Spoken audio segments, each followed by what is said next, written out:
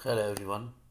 आज हम बात करेंगे इंडियन कॉन्ट्रैक्ट एक्ट के कुछ एसेंशियल एलिमेंट्स। देखिए, सबसे पहले हम बात करेंगे कॉन्ट्रैक्ट एक्ट के मीनिंग की बात करेंगे।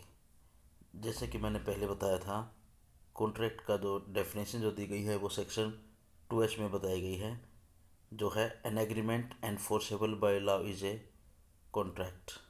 अगर कोई भी एग्रीमेंट है जो लॉ के द्वारा इन्फोर्स किया जा सकता है, वो क्या है? एक कॉन्ट्रैक्ट बन जाएगा।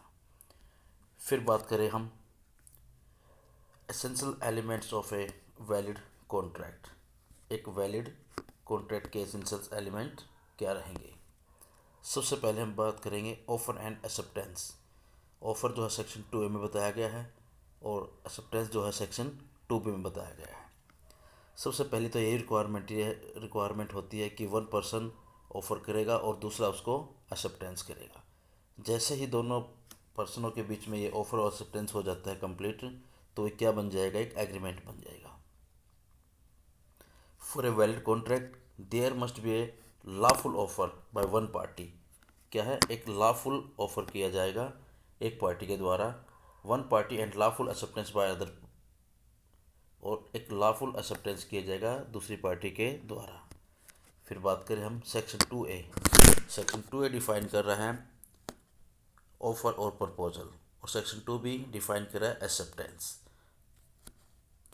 फिर बात करें हम both must be communicated properly and must show consensus ad idem, जिसका मतलब है मीटिंग ऑफ माइंड्स। यहाँ पर बात की गई दोनों जो पार्टी हैं उनकी जो कम्युनिकेशन रहेगी एक दूसरे के बाद ऑफर की और एक्सेप्टेंस की, वो कंसेंसन एडिडम रहेगी, जिसका मतलब है meeting of the minds, same thing same sense. कि यहाँ पर दोनों पार्टी उसी चीज़ के बारे में बात कर रहे हैं जो दोनों कर रहे हैं। कहने का मतलब, मैं जिस बात के बारे में बात कर रहा हूँ, दूसरी पार्टी जो है वो भी उसी चीज़ के बारे में बात कर रहे हैं। अगर हम किसी वाइट घोड़े की बात कर रहे हैं तो हम वाइट घोड़े के बात पर ही दोनों सहमत होंगे, जिसे बोला जाता है कंसेशन एड इडम। फिर बात करें हम offer and a valid offer and acceptance create a promise which become an agreement. ठीक है। फिर है सेक्शन, और जो है पॉइंट 2 बात कर रहा है intention to create legal relationship, party must intend that there agreement will create legal obligations. यहाँ बात की गई है दोनों जो पार्टी हैं उनकी जो इंटेंशन रहेगी वो एक लीगल रिलेशनशिप क्रिएट करने की होगी। कहने का मतलब वो एक लीगल कोई एक्ट करने की बात करें, ना कि कोई सोशल और डोमेस्टिक एग्रीमेंट। एग्जाम्पल जैसे family arrangement generally do not create legal relations.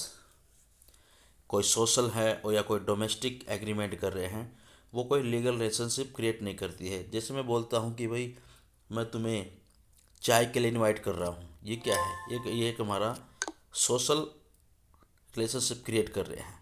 यहाँ पर अगर वो मुझे चाय की नहीं पिला पाता तो मैं उसके लिए कोई सूट फाइल नहीं कर सकता। नेक्स्ट बात की जाए, जैसे थर्ड पॉइंट है लॉफुल कंसिडरेशन, जो सेक्शन 2D में बताया गया है। देखो, कंसिडरेशन का मतलब होता है समथिंग रिटर्न। समथिंग रिटर्न का मतलब क्या है? यहाँ something value in the eyes of law, कुछ उसकी वैल्यू होगी लॉ में।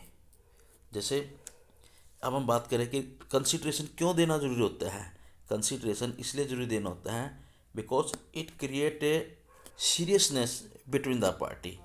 ये एक सीरियसनेस क्रिएट करती है पार्टी के बीच में, और ये शो करती है that they had decide to make the contract, कि उन्होंने कॉन्ट्रैक्ट को डिसाइड कर लिया है। अंडरस्टैंड। फिर बात करें हम consideration mean something in return, कि कुछ रिटर्न किया जाएगा। रिटर्न समथिंग का मतलब वही है something value in the eyes of law, law की दृष्टि में, कानून की दृष्टि में उसकी वैल्यू होनी चाहिए।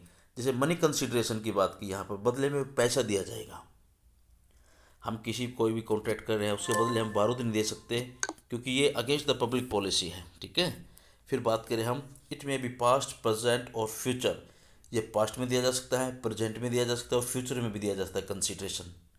हम जो है पैसा है जो रिटर्न कर रहे हैं कोई भी चीज़ कॉन्ट्रैक्ट के बदले हम प्रेजेंट में दे सकते हैं हाथ टू हाथ, और कोई पहले हम कोई काम किया था उसको उतरवा सकते हैं। वो फ्यूचर में हमको अमाउंट दे सकते हैं।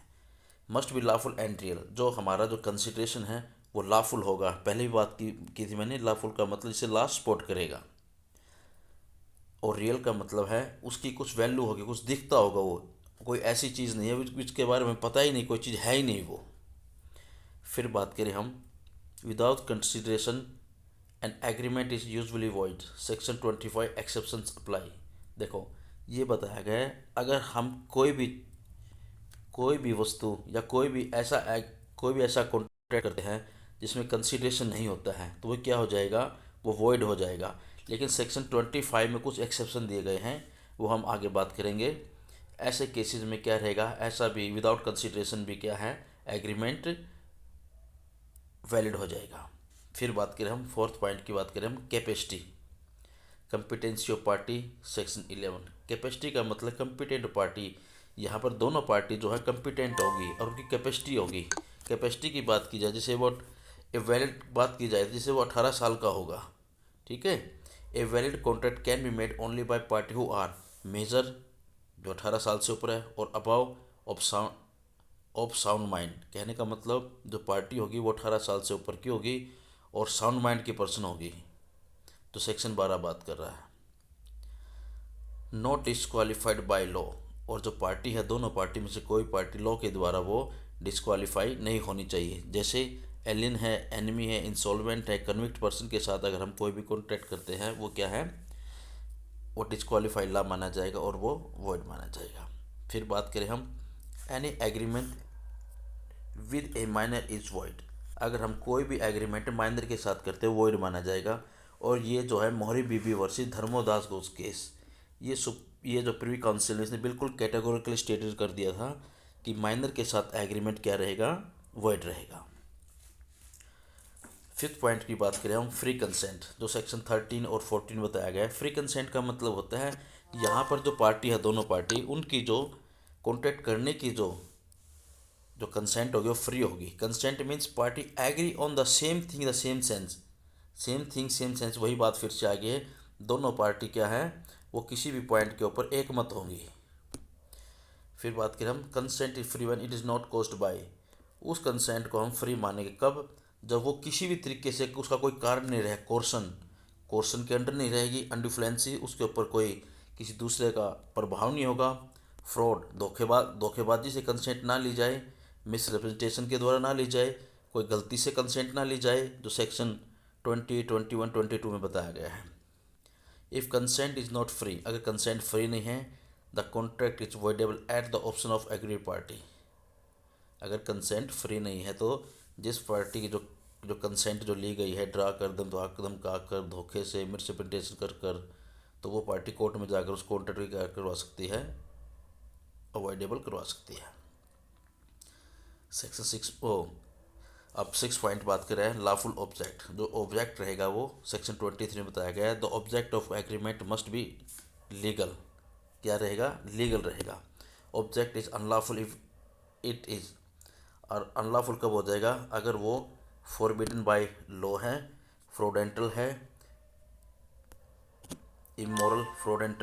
इमोरल है, अगेंस्ट द पब्लिक पॉलिसीज आ रही है, कॉज इंजरी टू पर्सन और प्रॉपर्टी को और इंजरी पहुंचा रही है या किसी पर्सन को।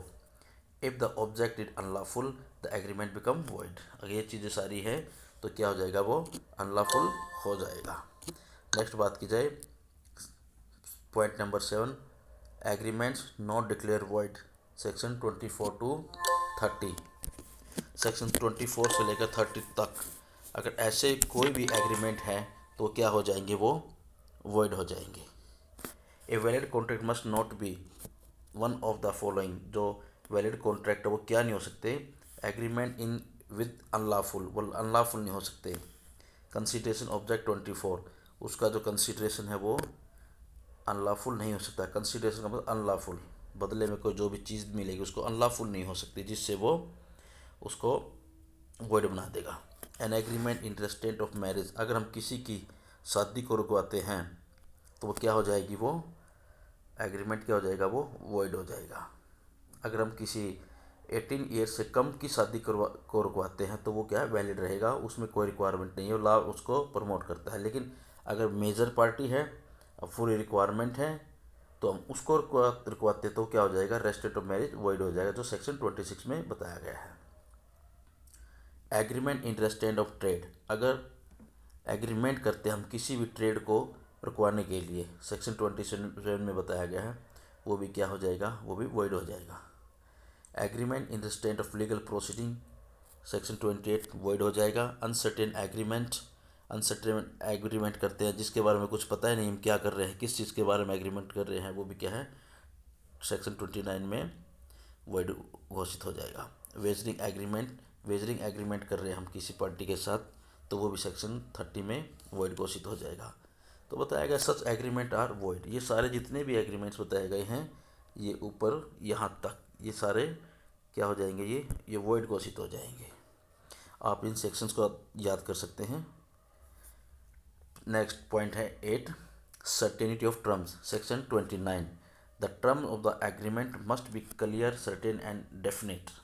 जो सेक्शन 29 में बताया गया, जो एग्रीमेंट क्या रहेगा, वो क्लियर है, सर्टेन और डेफिनेट होगा, तभी वो कॉन्ट्रैक्ट माना जाएगा। इफ टर्म आर वैग्यू और uncertain the agreement become void, अगर वो ऐसी टर्म्स है कॉन्ट्रैक्ट की अनिश्चित हैं, उनको कुछ भी नहीं पता, तो क्या हो जाएंगी, वो वॉइड हो जाएंगी। Point 9, possibility of performance, section 56, अगर पॉसिबिलिटी है, फ्रस्ट्रेशन हो जाता है कॉन्ट्रैक्ट का, तो क्या हो जाता है, भी वॉइड बिकम वॉइड हो जाता है। A contract must be capable of performance if it is if the act is impossible at the time of agreement is void। अगर एग्रीमेंट किया है उस समय है तो क्या हो जाएगा, void है। बिकम इम्पॉसिबल लेटर क्या हो जाएगा, contract become void, doctrine of frustration. अगर कोई भी एग्रीमेंट है वो शुरू में क्या है, वैलिड हो जाता है, लेकिन बाद में क्या है, वो बिकम void हो जाता है, तो फ्रस्ट्रेशन कॉन्ट्रैक्ट की में आ जाएगा वो।